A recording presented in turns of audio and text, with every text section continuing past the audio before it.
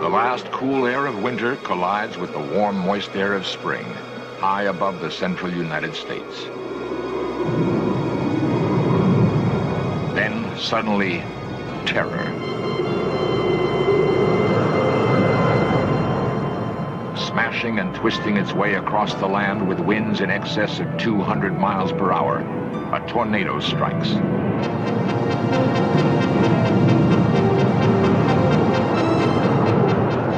In all of nature's fury, there is no windstorm as great or as deadly as the killer tornado.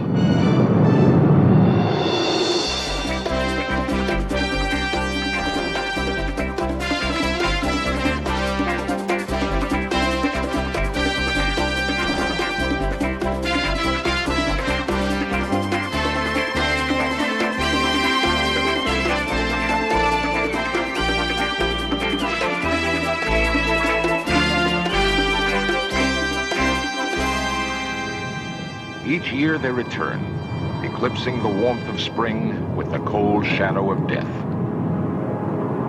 The tornadoes etch their mark, then vanish, unpredictable and unstoppable.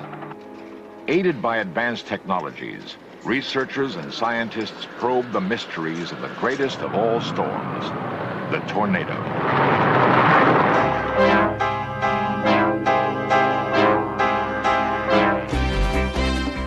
This series presents information based in part on theory and conjecture. The producer's purpose is to suggest some possible explanations, but not necessarily the only ones, to the mysteries we will examine.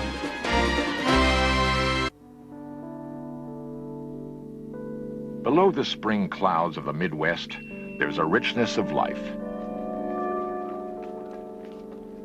Cities and farms bask in the warming sun. People enjoy their traditions and diversions.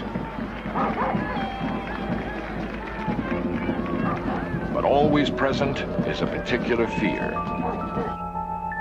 At any moment, tranquility can change to chaos, contentment to misery. This is the tornado season. And these people live in Tornado Alley.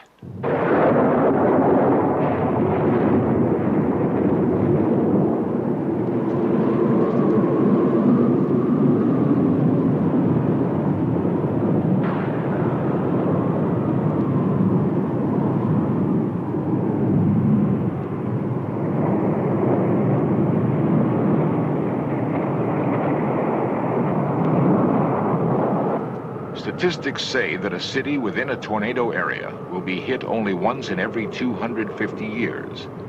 Yet, Oklahoma City has been struck 32 times since 1892, and Codell, Kansas, 3 years in a row on the exact same date.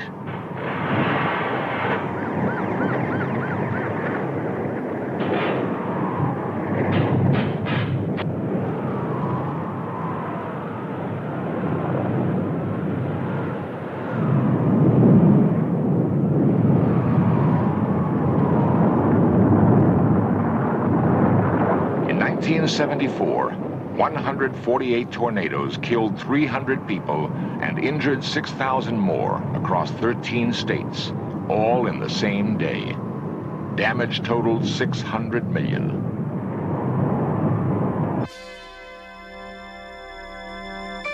Tornadoes attack the land with circular winds that topple structures and send bits of metal and wood through the air with lethal velocity.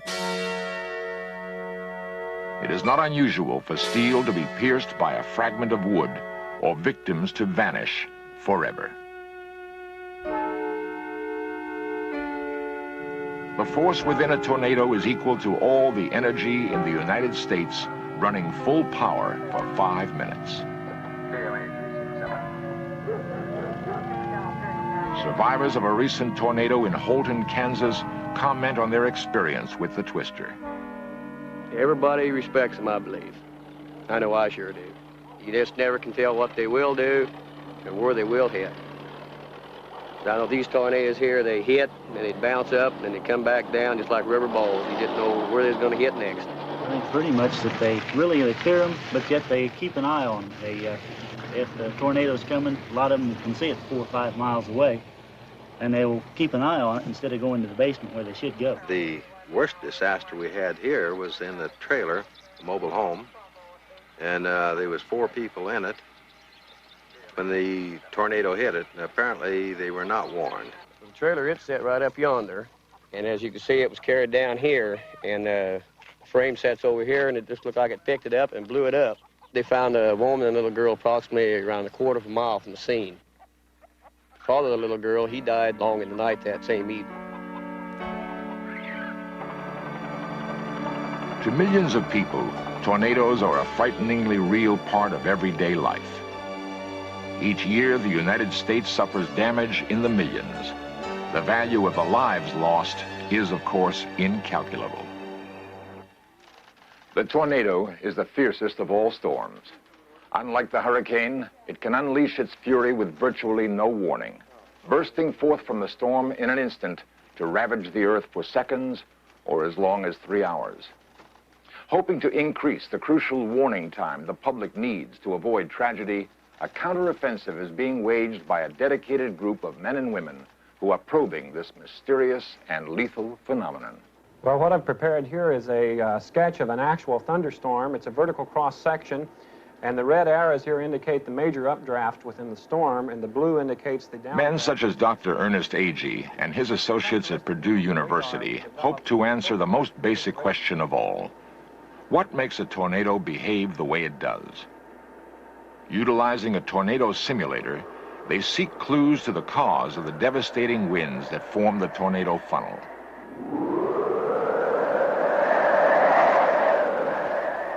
Although there is no one answer, most scientists acknowledge that it is the interaction of warm and cold fronts that produce the thunderstorm. Just what starts the clouds violently rotating is still not fully known. It could be a function of the Earth's rotation or some internal phenomenon within the storm itself.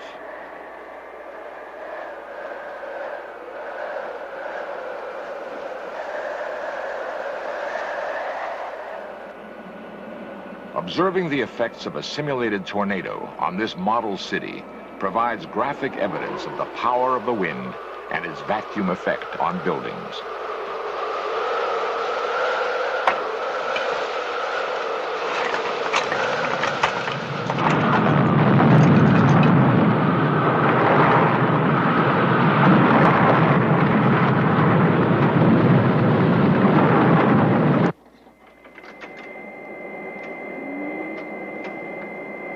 The National Severe Storms Laboratory in Norman, Oklahoma, lies in the heart of the nation's most active tornado area. Here, meteorologists, technicians, and students work toward eliminating the element of surprise in the tornado's attack. Okay, oh, still yeah, up that looks there. good. Doug, can we have an ASRAN on the northwest circulation, please? We still are maintaining very high standards. Locked in a race against death and destruction, they utilize radar, satellites, computers, and eyewitness observations to scan the skies throughout the year in order to anticipate disaster.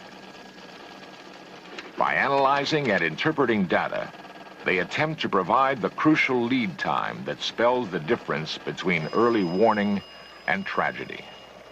During the tornado season, the day begins with interpretation of the satellite photo by meteorologist John Weaver. He must decide on the day's tornado outlook and advise the staff. The prognosis of today's photograph is not good, and the storm track down begins. Upper vertical wind structure is conducive to tornado generation, winds increasing and varying with height. The maximum wind in this sounding, although it's not showing here, is 70 knots aloft. I do expect, as I say, there's a very high probability of tornado formation in any storms which fire up along this warm front north of the low. 22,000 miles in space, a satellite confirms the telltale signs of a towering thunderstorm, parent to the tornado.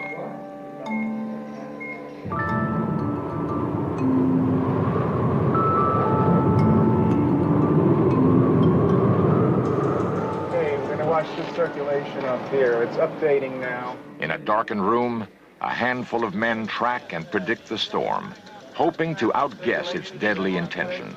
Okay. Look at that. Might ought to call the Weather Service back and update them and call John. And we got a forecast position on there. Nerve center for the chase, they watch with mounting interest. All right. Looks like we ought to do something on that. Within minutes, the Storm Center issues an advisory. This just in. The National Weather Service has just issued a storm watch for the following areas of Kansas: Jackson, Cook County, Larimer County. Miles away, the skies only hint at what is to follow.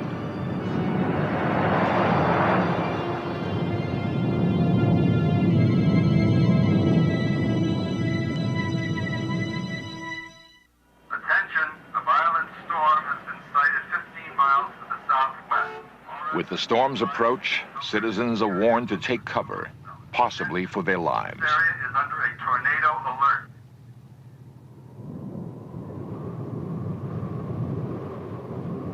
Okay, let's go. It's already going up. Racing against time, an intercept chase team heads out to find the storm system and document the tornado's formation without becoming victims themselves.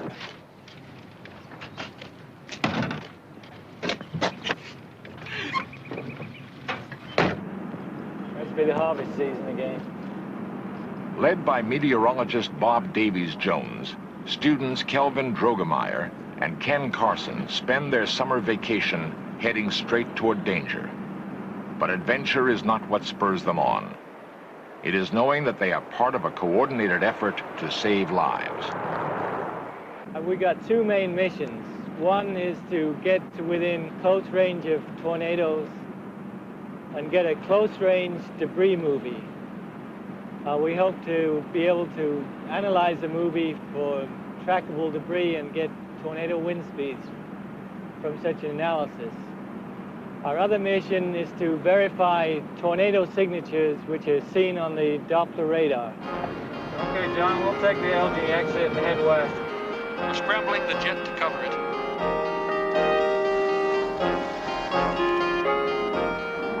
Aerial observation and recording of the storm's activity is initiated using a specially equipped F-4 Phantom jet. Okay, John, we're just turning onto I-35 just outside the lab. We're going to head south on Highway 76. Flying near the speed of sound, the pursuit plane penetrates the storm system.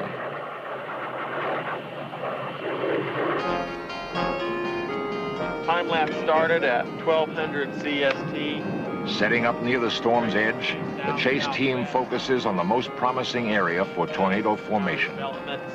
We'll be time lapsing at 1 frame per second. Bob's camera records nuances of cloud activity hidden to the naked eye. You want this 1 frame per second? Yeah. Might have a little trouble with contrast. We need to get back in touch with John at the lab, too, pretty soon. Okay. Missile Tutor Control, do you copy, John? Okay, John, I copy. What kind of sky cover do you have? Okay, presently, John, we got cirrus overcast. We time-lapse some rotation in the cloud base. Appears to be a funnel to our north, heading towards the northeast. Okay, Roger.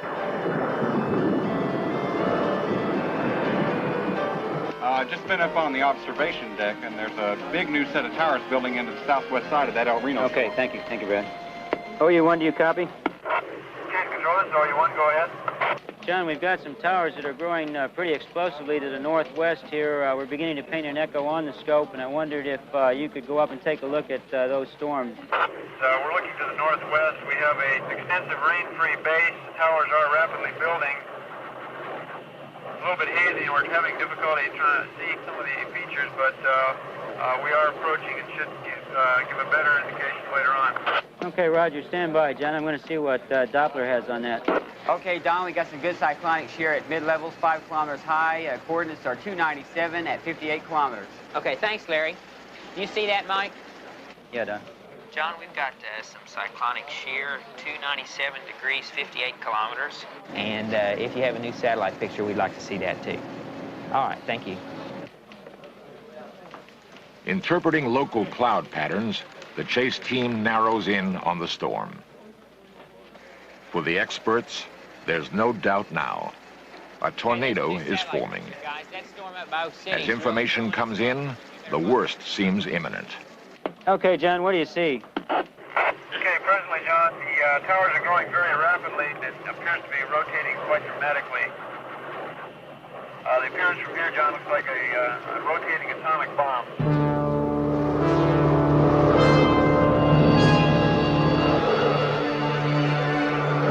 Yeah, that's only about 300 meters off the ground. Where we're looking at it. 200 miles per hour. Don, this thing is really wrapping up. We better go to the tornado. Okay, Larry. Call Tinker. This is Don Burgess in SSL Norman. I'd like to issue you a tornado advisory for a storm that's 300 degrees at 20 nautical miles. I would put it right over the city. Only moments separate the tornado from a town never struck before. There it is again. Oh, this is great, Bob. We better log this. Okay. And why don't you update it again, Larry? Oh, Okay. wow. There it is. Oh, There it's it is. building. Wow. It's building. How high off the ground is that, Larry? Oh, this is right down the deck. I hope those people took cover.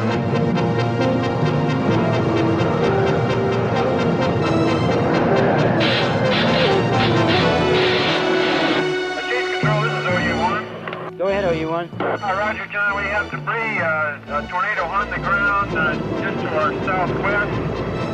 We are moving eastward very rapidly, and we'll attempt to get photographs and movies. Over. Don 1715, Chase reports debris. Chase sees the tornado, 330 degrees, 48 kilometers. We have an update on Yeah, looks like just about where we got it. They say County Line Road, Northwest Highway, there's been a lot of damaged houses destroyed.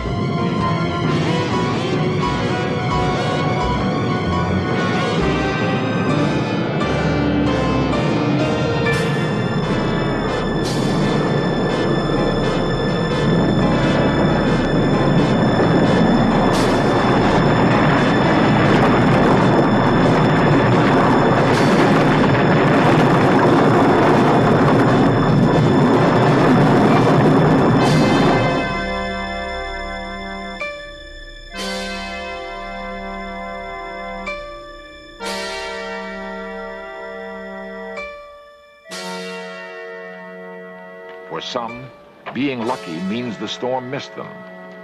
For farmer Dean Stouse, it means being alive and able to rebuild.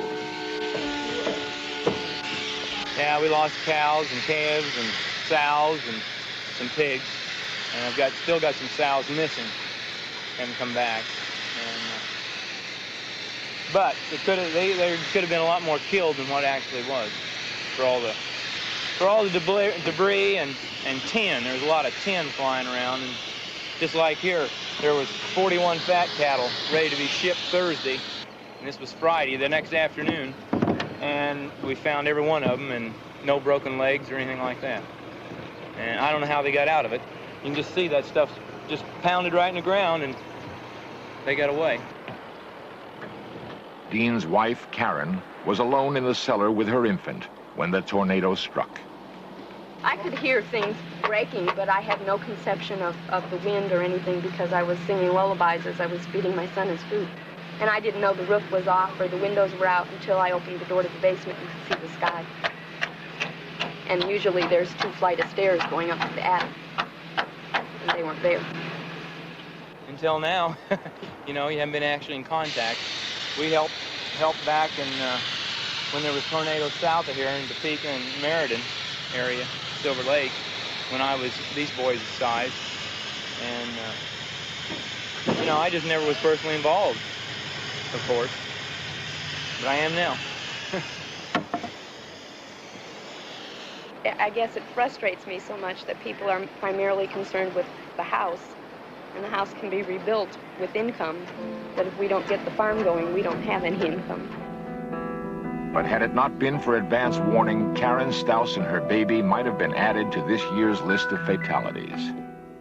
A list that is diminishing because of the dedication and skill of the men and women of the National Severe Storms Laboratory.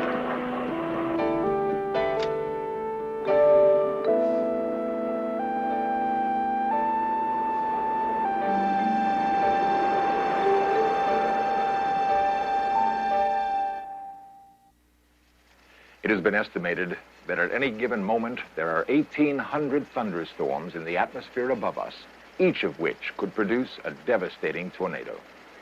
Despite all the advances in the science of meteorology, the tornado remains perhaps the most challenging weather event of all. To date, we have no way to stop the tornado. We can only try to cope with it. Can we expect someday to be able to modify or control this unique force of nature? Dr. Edwin Kessler, director of the National Severe Storms Laboratory. Subject, but we might turn heavy rains into moderate rains over a wide area. That would be very nice for agriculture. We would reduce erosion, and we would have a better supply of water power, for example, a more regular supply.